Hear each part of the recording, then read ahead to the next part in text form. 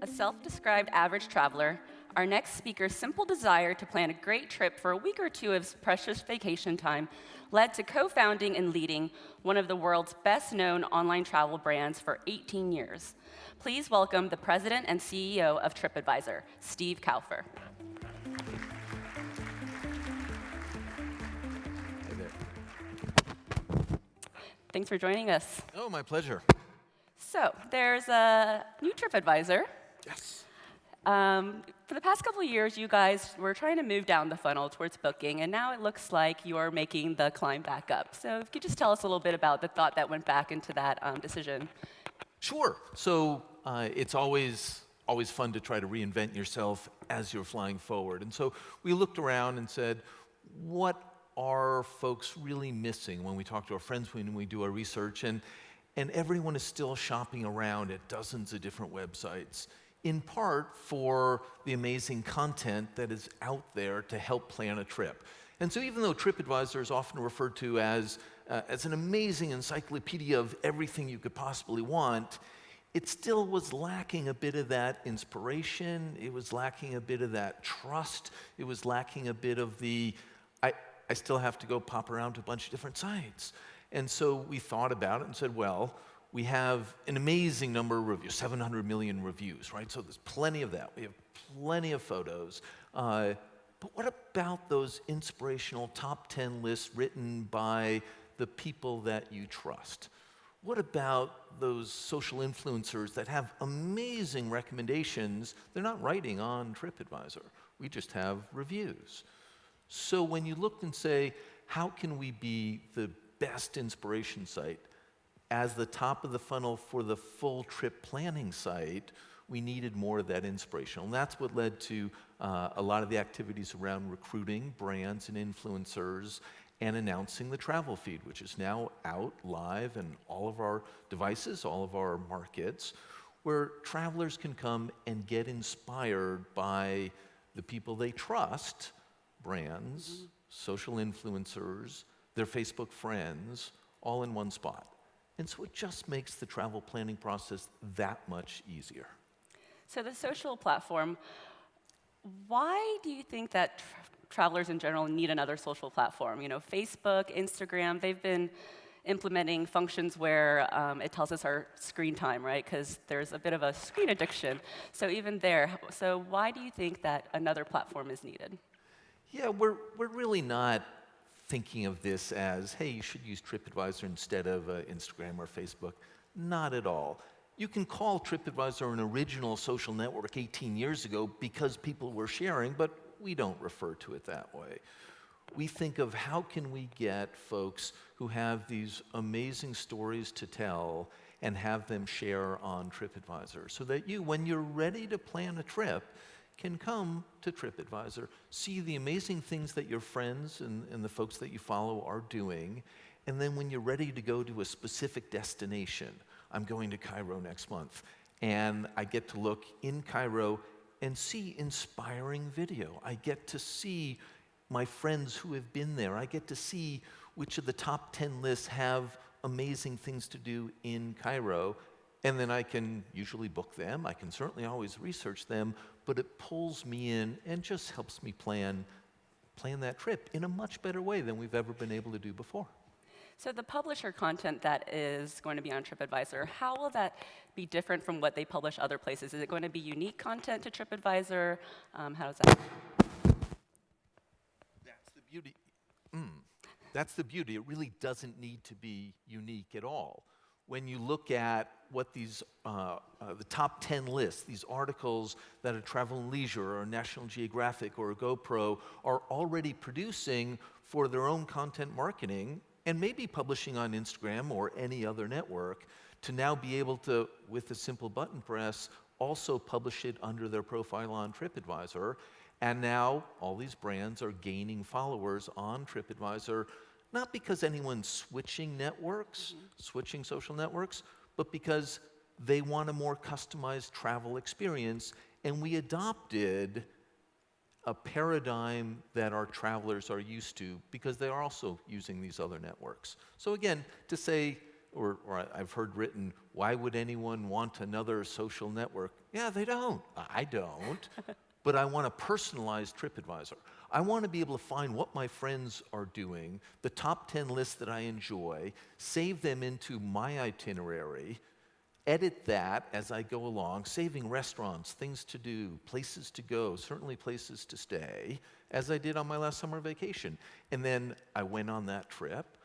I then actually deleted the things I didn't do from that, added my reviews, and then I hit publish, or I made my trip public.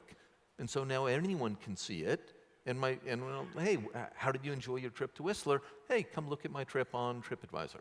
And that was a very natural sharing point. Now, for the publisher content, are they going to be charged to, be on TripAdvisor? How are you guys going to monetize this?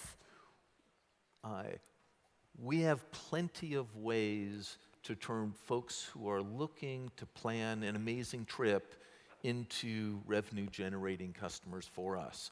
We sell hotels and restaurants and attractions, great monetization engine. So our challenge isn't, hey, I need to go monetize this travel feed. Our opportunity is to really help travelers from the top of the funnel where they are trying to be inspired, figure out what to do, and pull them down the funnel into our bread and butter business. So actually don't need to monetize anything at the top because we can take this travel intent that's already there and monetize it through our current channels. And I've played around a little bit on the news site, and there's this great feature where I can bookmark things from my friends, reviews, things like that, and it maps out the trip, right? And that's great. Is there going to be a way for content that is outside of TripAdvisor to be pulled in? So, I'm browsing my Instagram feed on a daily basis, and I see a place that I want to save for sometime later. Will there be a way to pull that into the TripAdvisor little folder that I'm basically going to create? Yes, so there's a part that's available now. You can hit save on any of the points of interest, the things to do, the hotels plop in. And as you find articles and top 10 lists, you'll be able to drop them into your trip, including down the road being able to look at a pre-existing, hey, Steve's 3 days in Cairo, and say, I like most of that, let me copy the whole thing, delete those 2 things I didn't agree with, add my own, and then it becomes your trip to Cairo. And it's just like, let's face it, this is kind of what we all do when we're planning a trip. We have a Word document open in Evernote or a piece of paper on your desk, and you're taking all your notes on the things that you want to do. And that's absurd that we're still doing that in that offline capacity versus on a site. Now, or in your app. And TripAdvisor has all of those things that you're looking for. So of course it's natural for us to be able to be the repository to keep track of it all for you. Yeah, I write all mine in an Excel spreadsheet, so. Yeah, exactly.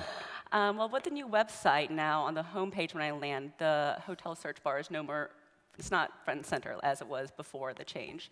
So as you guys have been trying to get the hotel segment back to healthy growth, how are you going to do that now that it's not so prominent? What are the plans for the hotel segment to grow in the future? So we reorganized last year into different business units. One of them was focused just on what we call hotel shopping. Charter for this group, the best darn hotel shopping experience you can find. It's not hard to find hotels when you come to TripAdvisor. It's the first button. Click hotels, boom, you're into our hotel shopping experience. Now, we have to have the best pricing, the best filters, the best map experience. We already have plenty of inventory. That experience to help you find the best hotel now just got better because you might well have recommendations from your friends helping you pick a hotel in the city that you're going to. We didn't change any of that flow by adding on influencers and brands and itineraries. We just help when you're not quite ready to book that hotel yet and you're still trying to figure out where to go. That's a great white space in the whole industry, certainly for us and everyone else. And so, again, plays to our strengths. We're great at content. We're great at encouraging users to contribute more things on TripAdvisor. And so let's leverage that. Alice, we have a question from the floor. Hi. As the travel industry is maturing, one of the biggest things that you hear is personalization of the content in terms of what the traveler sees. In terms of what the airlines and the hotels are pushing towards them. I honestly believe where TripAdvisor is today in terms of collecting the data, you have a major role to play in content personalization. What are your views on that? Do you see a market in it? In general, the personalization question, I think we can do so much better of a job than we do today to have TripAdvisor treat you, whether it's for a hotel or a thing to do or a restaurant, it's that whole trip. And right now, unfortunately, we treat many people kind of the same. I raise my hand, I browse TripAdvisor all the time, no big surprise there. I go on a bunch of different trips, and TripAdvisor will still treat me as if I'm a brand new user a lot of the time. Now, as I'm following more and more people, I'm getting recommendations from those people that suit my interests. So already with what we launched, it's a nice step forward, but I had to go through the effort of personalizing, which is great, but a majority of our folks aren't doing that yet. Next up, or in this coming year, how do we take all of the data that we have, which is not, in my view, terribly hard to do. We just haven't gotten to it yet. And it's very hard for you as a consumer to even notice, but slowly and surely the experience gets better and better because we're able to recommend, especially in the things to do category, because you like this, here's a whole bunch of other things that you really should want to take a look at, which can delight the traveler. And yeah, you probably want to book in advance so it doesn't sell out, so it helps us as well. Back on the topic of accommodations. So earlier this year, you guys said that the rentals market is a stable one for you guys, but not one that you're investing in to grow. So why, when so many other big players are really racing to ramp up that segment, are you kind of just putting it to the side? Oh, I think it's a great segment. I think the other guys do a better job than we do at the segment. And so when we look from a business perspective and say, how do we deliver the best value for our travelers, we think there's way more benefit to the average consumer by building a kick-ass itinerary product, by making this social component so much more compelling that, of course, you want to go back to TripAdvisor, see what your friends think, to see where they've been, to get those top recommendations. And we want rentals and alternative lodging in our mix, and we have 800,000 something. So we have that as a component, but it's not going to be our strong suite. It's not going to be the reason you come back to TripAdvisor. It has to be part of the portfolio, which is why we're proud to have it, but it's not going to be the top for us. Okay.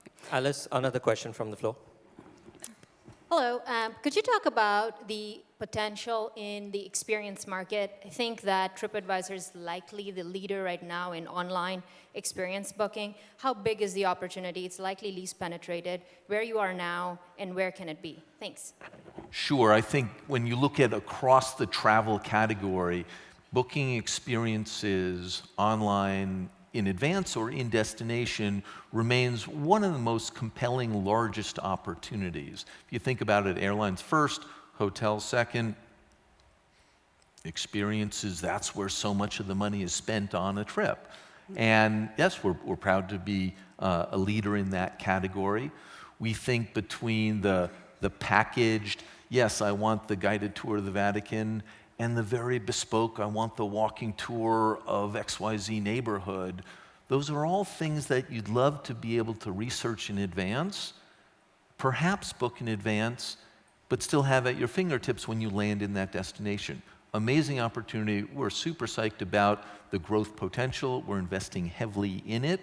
And I mean, you see that in our financial numbers as well, and just the size of the teams that we're putting against it. So two big, absolutely big thumbs up on the experiences space. You guys have been very active in it this year as well. You launched a TV campaign to point to it. You acquired Bokan, which is a reservation technology company.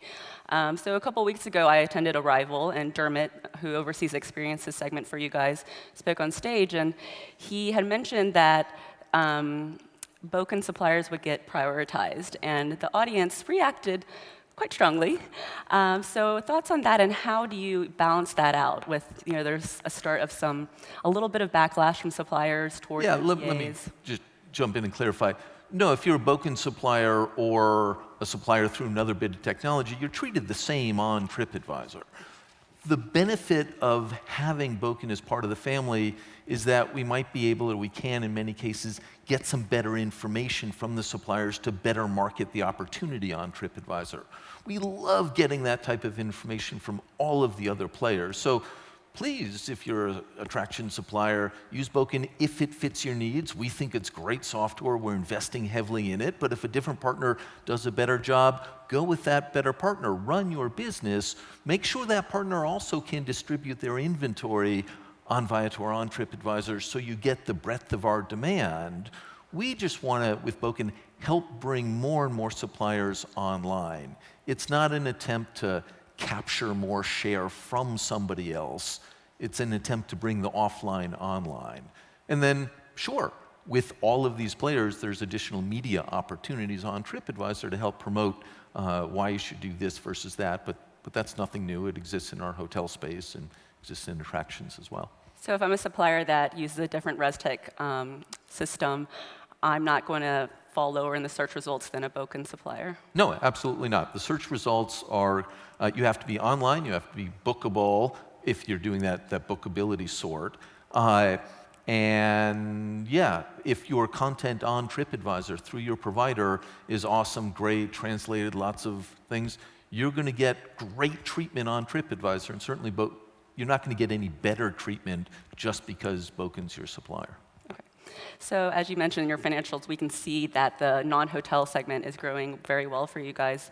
I think year to date, it's almost 30% of revenues now, which is up 5 percentage points since the same time last year. So do you have an idea of where you would like to see the business mix land, of how much hotels versus experiences will be of the business for you?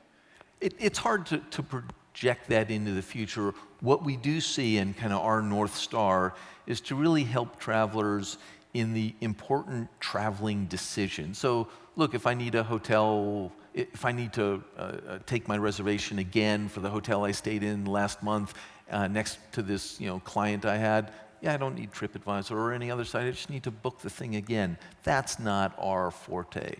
We're helping the magical trips, the weekend getaways, the things that are of higher consideration, and are opportunities to help you plan the whole thing, not just the hotel stay. So while yes, for financial reasons, we break out hotel versus non-hotel, when we look at our customer, we want to help them in all the different parts of that journey. As a growth vehicle, sure, experiences is hugely untapped. Restaurants is hugely untapped for us and the category in general, so you will see a lot of focus on that from us in the future. Okay. Yesterday on stage, Steve Hafner said that AI is the most overhyped technology. Agree or disagree? Oh, over the past decade, it absolutely has been overhyped, but I wasn't able to hear his talk, but I would have to say, the notion of using all of the data that's available to deliver a better, more personalized experience on our site, his site, and every other is absolutely true. And various sites have done that already and proven it. Ours, and in the travel category, we haven't been on the leading edge. Tremendous opportunity. So if he's talking AI in that sense, big opportunity ahead. Okay, great. Thank you so much for joining us, ladies and gentlemen. Steve Kaufer. My pleasure.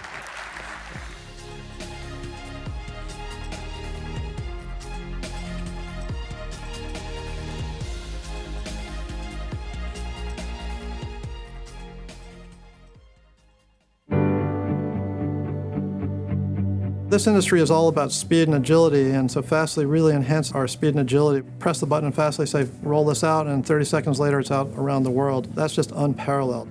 When people are searching for travel, if the site is really slow, they're going to go somewhere else. So for us, it's really important to get the results back to the user as quickly as possible. So one of the benefits of Fastly is that the cache hit ratio is increased, and the benefit of that is faster performance for the users and less traffic into our data centers. Who says being cheap is a good thing? We do. Cheapaware.com. There's nothing wrong with being cheap, with having fun, with saving money. So go ahead. Be smart. Be cool. Be cheap. Just download, click, or call and save on the best flights, hotels, cars, and more. cheapaware.com. Go ahead, be cheap.